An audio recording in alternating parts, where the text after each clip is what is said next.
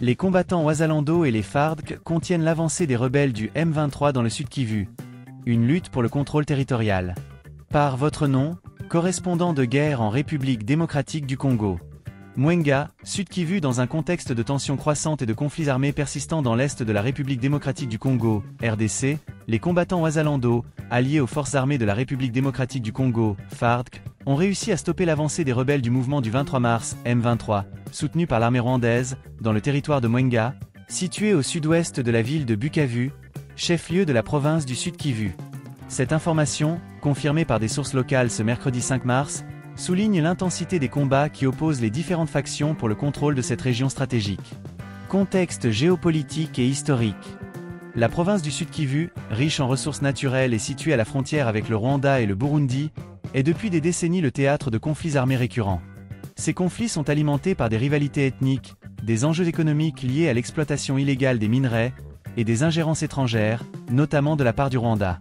Le M23, un groupe rebelle principalement composé de combattants d'origine Tutsi, a émergé en 2012 et a été accusé de recevoir un soutien logistique et militaire de Kigali.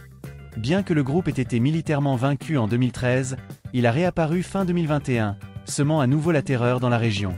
Depuis quelques semaines, la ville de Bukavu, capitale provinciale du Sud Kivu, est sous l'emprise des rebelles du M23, ainsi que de ceux de l'Alliance Fleuve Congo, AFC, dirigée par Corneille Nangaa, un ancien homme politique congolais. Ces groupes ont établi une administration parallèle, défiant l'autorité de l'État congolais et exacerbant les tensions dans une région déjà fragilisée par des décennies de violence. Les combats dans le territoire de Mwenga. Selon des sources locales, les combats dans le territoire de Mwenga ont atteint un paroxysme ces derniers jours. Les rebelles du M23, appuyés par des éléments de l'armée rwandaise, ont lancé une offensive majeure visant à étendre leur contrôle vers le sud-ouest de Bukavu.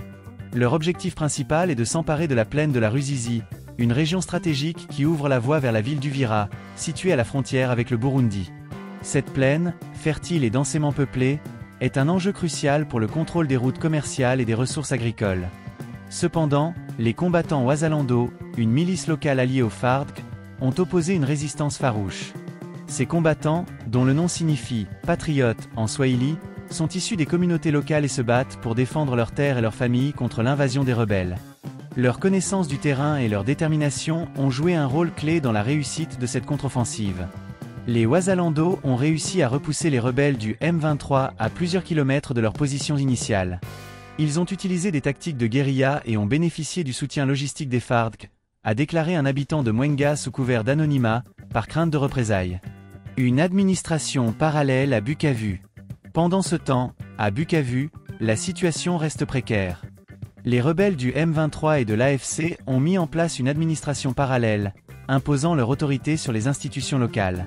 Cette prise de contrôle s'accompagne de violations des droits de l'homme, notamment des exécutions sommaires, des arrestations arbitraires et des pillages. Les habitants de Bukavu vivent dans la peur constante des représailles et des affrontements entre les différents groupes armés. Nous sommes pris en otage par ces rebelles. Ils contrôlent tout, les marchés, les écoles, même les hôpitaux.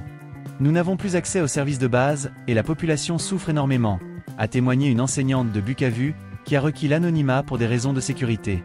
Réactions internationales et régionales. La communauté internationale, notamment les Nations Unies et l'Union africaine, a exprimé son inquiétude face à la détérioration de la situation dans le Sud Kivu. La mission de l'Organisation des Nations Unies pour la stabilisation en République démocratique du Congo, MONUSCO, a renforcé sa présence dans la région, mais ses efforts restent limités par le manque de ressources et la complexité du conflit. Le gouvernement congolais, quant à lui, a accusé le Rwanda de soutenir les rebelles du M23, une accusation que Kigali dément catégoriquement. Le Rwanda ne peut pas continuer à nier son implication dans ce conflit. Les preuves sont accablantes. Des armes, des munitions, et même des soldats rwandais ont été capturés sur le terrain, a déclaré un porte-parole des FARDC. Perspective d'avenir. Malgré la résistance des Wazalando et des FARDC, l'avenir reste incertain. Les rebelles du M23, bien équipés et soutenus par des forces extérieures, représentent une menace sérieuse pour la stabilité de la région. La communauté internationale doit intensifier ses efforts pour trouver une solution politique à ce conflit, tout en soutenant les initiatives locales de paix et de réconciliation. En attendant, les habitants du Sud Kivu continuent de payer un lourd tribut. Des milliers de personnes ont été déplacées, fuyant les combats et cherchant refuge dans des camps de fortune. Les besoins humanitaires sont immenses, et les organisations humanitaires peinent à répondre à la crise. Nous avons besoin de paix. Nous avons besoin que la communauté internationale nous aide à mettre fin à cette violence. Nous ne pouvons plus continuer à vivre dans la peur, a plaidé un chef communautaire de Mwenga. Dans ce contexte de chaos et de désespoir, la résilience des populations locales et la bravoure des combattants Wazalando offrent une lueur d'espoir. Mais sans une solution durable et inclusive, le cycle de la violence risque de se perpétuer, plongeant encore davantage la région dans le chaos. Ce reportage a été réalisé sur la base de témoignages locaux et d'informations recueillies sur le terrain. Les noms des sources ont été modifiés ou omis pour protéger leur sécurité.